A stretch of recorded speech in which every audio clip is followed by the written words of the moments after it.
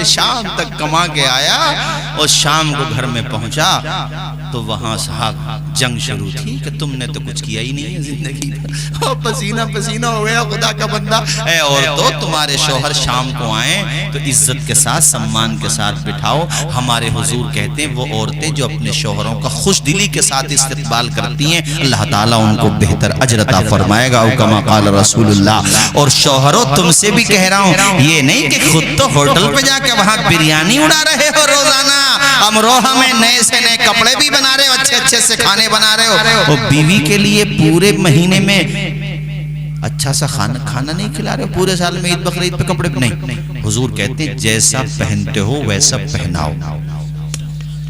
इस हदीस का उल्टा मतलब मत समझ लियो कि जींस पहनते हो तो जींस पहनाओ। हाँ यार, बड़े बाज लोग बहुत चारों तरफ को चलता है उनका दिमाग। जैसा पहनते हो मतलब जिस क्वालिटी का पहनते हो उस क्वालिटी का पहनाओ, ये मतलब है। इस तरीके से रहो।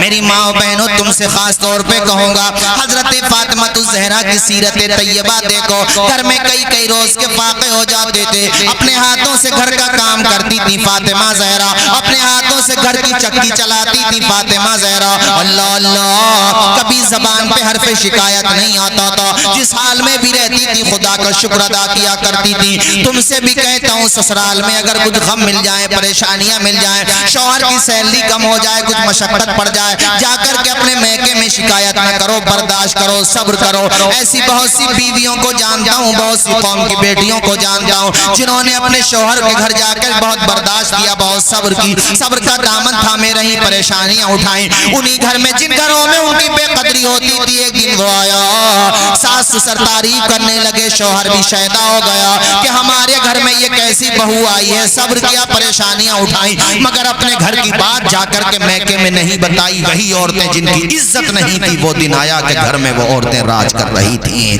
अल्लाह ने उनके सास ससुर के दिल में इतनी मोहब्बत दे दी कि उनका ससुर बैठक पे 4 आदमियों में कहता है, यार बहू हो तो ऐसी जैसी अल्लाह ने हमें बहू अता की है, हमारे बेटे को दुल्हन अता। जरा ऊंचा बोलो। और शौहरों से भी कह दूं मैं एक बात, अगर ससुर के घर कुछ तेल कम हो, कुछ नाश्ता वाश्ता कम हो जाए तो उनसे ही कहो जाके कि हम आया करें तो जरा ध्यान रखा करो। यहाँ तक तो ठीक है, ये नहीं कि रिश्तेदारों से भी कह दी, मोहल्ले में भी कह दिया, जरा सी बातों पे लड़ रहे हो यार, हद हो गई। तुमने शादी को बिजनेस बना लिया, बात बुढ़ाओ, मुंह में दांत नहीं, पेट में हाथ नहीं, मोटरसाइकिल वो स्कूटी चलेगी नहीं, मेरा बुलेट चाहिए, बुलेट। अबे बुलेट का तू क्या करेगा कुबड़े, ये बता। अबे बुलेट चाहिए। मैं वहां गया था मुरादाबाद, तो वहां मुझे लोगों ने बताया, हजरत वो तो लड़का ऐसा है कुबड़ा, चल भी नहीं पाता, मगर अपने अब्बा से कह रहा तो बुलेट चाहिए, बुलेट। अबे तुझसे तेल नहीं पड़वाया जाएगा टंकी में, कहीं गिरा गई तो मैं बल्दियत के खत्म हो जाएगा, क्या करेगा बुलेट का तू। एक जगह तो मुझसे कहने लगे, हजरत रिश्ता कराओ लड़के का। हमने कहा चलो देखते हैं। तो वैसे तो नहीं कह पाया कि हमें ये चाहिए। बोला वो हजरत चाहिए कुछ नहीं, एक जगह से बिलोरो का भी ऑफर आया था, एक जगह से बिलोनो का भी ऑफर आया था, एक जगह वैसे हजरत हमें तो लड़की चाहिए, हजरत बस लड़की चाहिए। और फिर कुछ देर बाद मैंने सोचा भी हो सकता है सही हो। कुछ देर के बाद बोला, हजरत एक जगह से वो कह रहे थे कैश भी देंगे और गाड़ी भी जो चाहो वो देंगे। अब मुझे गुस्सा आ गया, मैंने कहा यार तुम सन 2027 में शादी कर ली। तो बोले क्यों? उन्हें ऐसा लगा पता नहीं हजरत क्या कहेंगे। मैंने कहा सन 2027 तक तो बिल्डोजर चलने ही लगेगा, तो उस बिल्डोजर मिल जाएगा तुम्हारे बेटे को। मैंने कहा बिल्डोजर से पहले शादी कर मत लिए। तो बोले यार हजरत आप तो मेरा मजाक उड़ा रहे हो। मैंने कहा योगी जी बहुत चलवा रहे हैं बिल्डोजर, सोच के चलो जरा हिसाब से। अबे लड़की वाले हैं, लड़की दे दी और क्या चाहिए तुझे, वो अपनी खुशी से कुछ भी दे, मगर तू क्यों लालच कर रहा है। अगर दुल्हन नेक मिल गई तो सबसे बड़ा जहेज तो वही है, वरना बता उसने तेरे बेटे को सब कुछ दिया, लेकिन आने वाली बहू ने न तेरे बेटे को सुकून दिया न सास ससुर को, तो तू अचार डालेगा उसकी मोटरसाइकिल का? बताओ भाई, बता दो मुझे, ये वाली अचार डालोगे उसका? तुम्हें अंगूठा दिखा रही है, वो क्यों ना दिखागी अंगूठा, उसने अपने अब्बा को रोते हुए देखा जहेज के लिए। अब तुम्हारी कदर कैसे कर लेगी?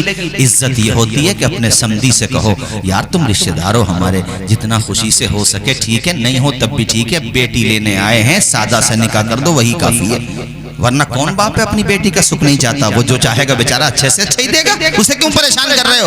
आज देखो जिस पे 4 बेटियां हैं वो रात में सो नहीं पाता, फिक्र रहती है अपने बच्चों के हाथ पीले कैसे करूं। आप आज हंसने का मकाम है, रोने का मकाम है। तो मुझे कहना नहीं चाहिए अपने कौम की बहुत सारी बेटियां गैर मुस्लिमों के साथ भाग गई शादी ना होने की वजह से। हालांकि मैं उनसे कहता हूँ सब्र करो, सब्र का दामन थामो, अपने ईमान की हिफाजत भी करो। ईमान की हिफाजत जरूरी है। और जब दुनिया में आए हैं हम सब तो जोड़ा भी उतारा है। और कभी भी अपने ईमान का सौदा ना कहो, चाहे बगैर शादी के दुनिया से जाना पड़ जाए। बात समझ आई कि नहीं मेरी? बोलो जरा जोर से। मुझे आपके यहाँ का तो नहीं पता खैर, लेकिन हमारे वहाँ तो भाई बहुत बुरे हालात हो रहे हैं। अल्लाह ताला रहम फरमाए। जितना समझा किसी से कहने लगो और मौलाना साहब ये तो, अबे ये तो बात नहीं है, सबके आगे 2 बेटियां हैं। आज तू अगर ले रहा है तो कल को देना भी पड़ेगा। चारों तरफ को सोचो। हाँ, अपनी खुशी से जो चाह रहे हो, लेकिन बहरहाल हर बिरादरी की पंचायतें भी होना चाहिए, ताकि एक लिमिट तो हो कि भाई ये चल रहा है। अब तो कोई लिमिट है ही नहीं, आपे से बाहर है। और मुझे ऐसा लगा कि नए मालदार ज्यादा परेशान करें हैं। जो खानदानी रईस हैं वो मिजाज रखते हैं नरम अपना, तुम्हारा लहजा बता रहा है तुम्हारी दौलत नहीं है। हाँ, वो कोई नया मालदार अच्छा है तो बहुत अच्छी बात है, सबको नहीं कह रहा हूँ। मेरे कहने का मकसद ये था, बात आगे बढ़ गई। शादी हो तो जलसा हो, अनीसुर रहमान या मौलाना तौसीफ रजा या कोई और, लेकिन हो हुजूर का जलसा। अब तो ना मंगाओगे बे डीजे वीजे? अरे मंगाओगे? हाथ उठा के बताओ कितने लोग नहीं मंगाएंगे। सुन रहे ध्यान से कहीं एक्सीडेंट ना हो जाए। बोलो कोई नहीं मंगाएगा, बोलो हाथ उठा के कोई नहीं मंगाएगा। और जो मंगाएगा उसकी टांगे कौन तोड़ेगा? कारी साहब वो ले लो पैना, वो जो होता है ना पैना धार वाला। मैं हमारे इलाके में तो इमामों को इतनी पावर दे रखी है कि वो लेके भी आ जाना, अरे भैया इमाम साहब देख के जाओ, वो पैना रख रखा मोटा, एक में बाग हो जाता है। इसलिए मौलाना यूनुस साहब किबला उस बाकी इमामों से कह रहा हूँ, लठिया रखो, लठिया लठ रखो, लठ। तुम्हारे गांव का तो कोई ऐसी हरकत नहीं करेगा इंशाल्लाह, मुझे यकीन। तो एक बात, मेरी बात ध्यान से सुनो। अल्लाह ताला ने हमें इज्जत दी है, बचा के रखो। हम मुसलमान हैं यार, हमें क्या मतलब किसी को परेशान करने का। हुजूर की सुन्नत है शादी है, करना है तो फिर नातिया मुशायरा कर लो, तकरीर का प्रोग्राम कर लो, या कुछ भी मत करो, मगर शैतानी काम मत करो ऐसा काम। अभी खुदा न खास्ता घर में किसी की मौत हो जाए, बताओ क्या होगा उसका, मत करो। ये हुजूर की बड़ी प्यारी सुन्नत है। हमारे नबी ने अपनी बेटी फातिमा की शादी की, कितनी सादगी के साथ की। बताओ दुनिया का कोई बाप है इतना ऐसा जो जितना जहेज हुजूर दे सकते थे, अल्लाह ने किसी को इतनी ताकत दी है? बोलो, आवाज आए मुझे। हुजूर चाहते तो क्या नहीं दे सकते थे, मगर तुम्हारा ख्याल किया, हम सब गरीबों का ख्याल किया हुजूर ने। इसलिए खुदा के लिए जवानों, मेरी बात ध्यान से सुनो। मैं बीकानेर जाने वाला था जलसे में, तारीख कैंसिल हुई। मैंने पूछा भाई क्या हुआ, क्या किस वजह से? तो बताया हजरत हम लोगों ने जलसा रखा था, लेकिन पड़ोस में एक शादी थी हमारे करीब में, उन लोगों ने सिंगर मुंबई से बुलाया था और वो शॉपिंग करने मॉल गया अपने दोस्त के साथ, तो वापस नहीं आ सका, मर गया रास्ते में, एक्सीडेंट में मारा गया। कुछ पता है जिंदगी का? हम आप यहाँ बैठे हैं, ये भी हो सकता है ये हमारी आपकी आखिरी मुलाकात हो। कुछ नहीं पता हम में से कौन अगली दफा एक दूसरे से मिलेगा या नहीं मिलेगा। अभी एक मिलने वाले थे, आज बात हो रही थी, कल को फोन आया, अरे मौलाना तौसीफ साहब उनका इंतकाल हो गया। मैं ताज्जुब, अरे यार कल तो मेरे साथ ही थे। कहा रात अटैक आया, चले गए दुनिया से। इसलिए मौत को याद करो यार, कब्र को याद करो। ये रोशनी, ये जगजगा, ये एक दूसरे का साथ कब्र में नहीं होगा। वो बरगे चढ़ा दिए जाएंगे, ऊपर से बरगे, नीचे मिट्टी पे सो रहे हो, अपने साथ गद्दा भी लेके नहीं जाओगे, अपने साथ पहनने की जूतियां भी नहीं लेके जाओगे। वो कोट पैंट जो तुमने भी 1 महीने पहले सिलवाया था वो भी नहीं जाएगा, स्टाम्प पेपर भी नहीं जाएंगे, आपकी जमीन, आपका मकान, आपकी गाड़ियां कुछ भी नहीं जाएंगी। ए औरतों तुम भी सुनो, अपने शौहरों को जेवर के लिए परेशान मत करो। खुशी से जो बना रहा, जितनी आमदनी है उतनी डिमांड करो। इतना मत परेशान करो कि तुम्हारा शौहर नाजायज दौलत की तरफ भागने लगे।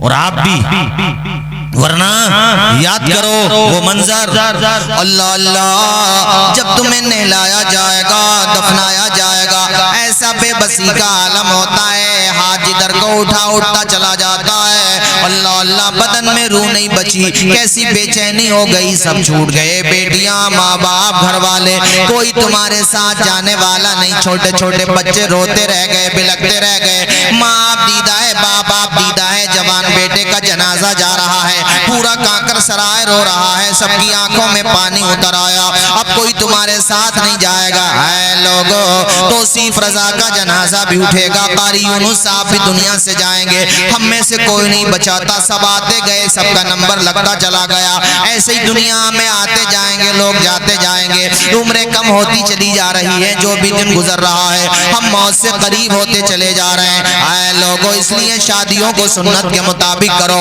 अल्लाह खुशी दे तो धूम धड़का मत किया करो, कुछ नहीं पता कब क्या हो जाए, अल्लाह से डरो, उन जनाजों को याद करो, और मैं तो कहता हूँ अपने भी जनाजे को याद करो, जब तुम्हारी आंखों में रूह आ जाएगी, अटक जाएगी, तुम सब देख रहे होगे, सबसे आखिर में आंखों से रूह निकाली जाती है, पाँव के अंगूठों से शुरू होती है, आंखें देखती रहती हैं, रूह निकलती चली जा रही है, इतना दर्द होता है जैसे कोई आरी से चीर रहा हो, आरी से चीरते वक्त भी उतनी तकलीफ नहीं होती जितनी तकलीफ इंसान को मौत के वक्त होती है, किसी को देख में बंद कर दिया जाए, नीचे से आग लगा दी जाए, उस वक्त भी उतना दर्द नहीं होता जितना दर्द इंसान को रूह निकलते वक्त होता है, बदन थर्रा जाता है, बंदा रो रहा होता, मौला बड़ा दर्द होता है, बड़ी तकलीफ होती है, ऐ लोगों, सबसे आखिर में आंखों की रूह निकाली जाती है, अल्लाह अल्लाह, अब बाप, घर से पूरा संसार सब कुछ छूट गया, साथ में कफन के 3 कपड़े मर्द है तो 5 कपड़े औरत है, तो कुल कायनात से, कुल असासे से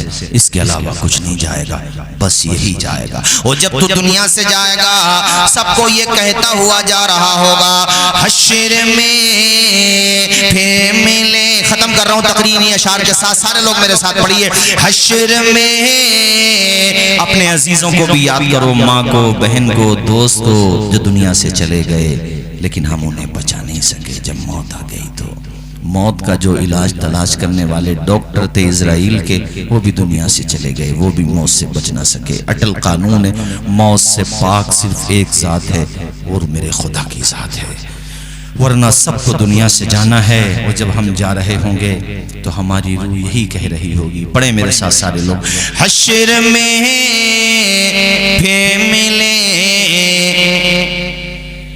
बुलंद आवाज से पढ़े, हश्र में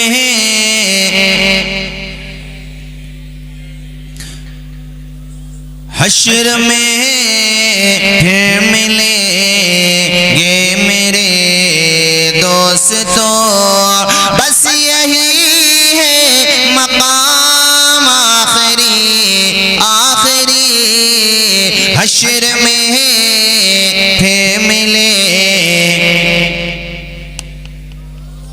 कफन में लिपटे हुए हो आप, सबको देख रहे हो आप, लेकिन बोल नहीं पा रहे हो आप, छोटे छोटे बच्चे बिलख रहे हैं, माँ बेकरार है, बाप भी रो रहा है, बेहोश हो गया रोते रोते, मगर कुछ नहीं कर सकते आप, कहना सब जीत जी के है शिकवे गिले, आज से खत्म दुनिया के सब सिलसिले, शम्मा ढलने को है, दम निकलने को है, अब है क़िस्सा तमाम आखिरी,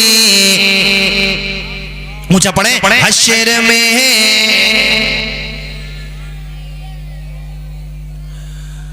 मुझको नहला के पहना दिया है कफन, रो चुके मिलके माँ बाप भाई बहन, साथियों मौत भी आज हैरत में है, हो चुका इंतजाम आखिरी, ऊंचा पढ़े जरा, हश्र में।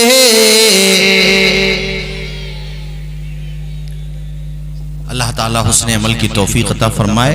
मैंने जो कुछ कहा कोई बात अगर मेरी ज़बान से गलत निकली हो, मैं भी कलमा पढ़ता हूँ, मेरे साथ आप भी पढ़िए ला इलाहा। सारे लोग पढ़िए ला इलाहा।